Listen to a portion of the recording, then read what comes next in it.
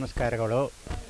ಈ ದಿನ ಈ ವರ್ಷದ ಮಾರಿ ಹಬ್ಬದ ಹೊಸ ಮರದ ಕೆತ್ತನೆ ಕೆಸರು ಪೂಜೆಯನ್ನು ನೆರವೇರಿಸಿರುತ್ತೇನೆ.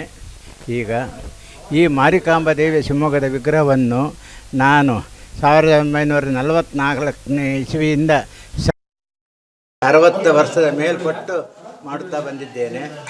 ದಿನ ದಿನಕ್ಕೆ ಮಾರಿಕಾಂಬಾ ಪ್ರಭಾವ ಮತ್ತು ದೇವಿಯ ಆಕರ್ಷಣೆ ಹೆಚ್ಚಾಗ್ತಾ ಈಗ 12 ವರ್ಷದ ಹಿಂದೆ 10 ಅಡಿ ಎತ್ತರದ ಮಾರಿಕಾಂಬಾ ವಿಗ್ರಹವನ್ನು ಮಾಡಿಕೊಟ್ಟಿದ್ದೇನೆ. ಅದನ್ನು ಹಿಂದ್ಗಡೆ ಅಲಂಕಾರದ ಮೂರ್ತಿಯಾಗಿ ಮಾಡಿ ಇದು ಶಾಸ್ತ್ರೋಕ್ತ ಮಾರಿಕಾಂಬಾ ದೇವಿಯನ್ನು ಈಗ ಇವತ್ತಿನಿಂದ ಕೆತ್ತಾ ಇದ್ದೀವಿ. ಈ ದೇವಿಗೆ ಎಲ್ಲ ಪೂಜೆ ಪುನಸ್ಕಾರ ಮಕ್ಕಳು ಮರಿ ಎಲ್ಲ ಇದ್ರ ಮೇಲೆ ಕೂರಿಸ್ಬೇಕು. ದೊಡ್ಡ ಮಾರಿಕಾಂಬದ ಮೇಲೆ ಹತ್ತದಾಗಲಿ ಇಳಿಯೋದಾಗಲಿ ಇದೆಲ್ಲ ಮಾಡಬಾರ್ದು. ಯಾಕಂದರೆ ಅದಕ್ಕೆ ನಾವು ಮಾಡಿರೋ ಕೂಲುಗಳು ಕೆತ್ತನೆ ಕೆಲಸಗಳು ಭಾಳ ನಾಜೂಕಾಗಿರೋದ್ರಿಂದ ಬಾಳಿಕೆ ಬರೋದಿಲ್ಲ.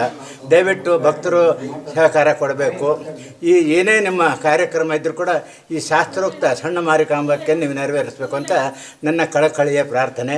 ನನಗೂ ಸಹ ಈ 60 ವರ್ಷ ಸತತವಾಗಿ ಮಾರಿಕಾಂಬಾ ಸೇವೆ ಮಾಡಿದ್ದಕ್ಕೆ ನಾನು ಕೇವಲ ಒಂದು 5 ರೂಪಾಯಿ ಕೂಲಿಯ ಮನುಷ್ಯನಾಗಿ ಈ ಊರಿಗೆ ಬಂದೆ.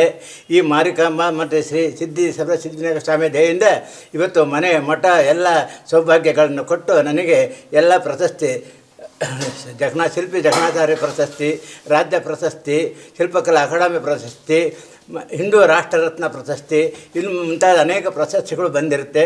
ನನಗೆ ಈ ಕೆಲಸ ಮಾಡಿದ್ರಿಂದ ನನಗೆ ಭಾಳ ಆತ್ಮಸಂತೋಷ ತೃಪ್ತಿ ಇದೆ. ಕಮಿಟಿಯವರು ಸಹ ನನಗೆ ಸತತವಾಗಿ ಗಣೇಶ ಸರ್ವಸಿದ್ಧಿವಿನಾಯಕ ಸ್ವಾಮಿ ಕಮಿಟಿಯವರು, ಮಾರಿಕಾಂಬಾ ದೇವಸ್ಥಾನ ಕಮಿಟಿಯವರು ಬಹಳ ಸಹಕಾರದಿಂದ ಇದುವರೆಗೂ ನನಗೆ ಕೆಲಸ ಕೊಡ್ತಾ ಬಂದು ಭಾಳ ಉತ್ತೇಜನ ಕೊಡ್ತಾಯಿದ್ದಾರೆ. ಅವರಿಗೆಲ್ಲರಿಗೂ ನನ್ನ ಧನ್ಯವಾದಗಳನ್ನು ಹೇಳಿ ನಾನು ನನ್ನ 2 ಮಾತುಗಳನ್ನು ಮುಗಿಸ್ತಾ ಇದ್ದೀನಿ.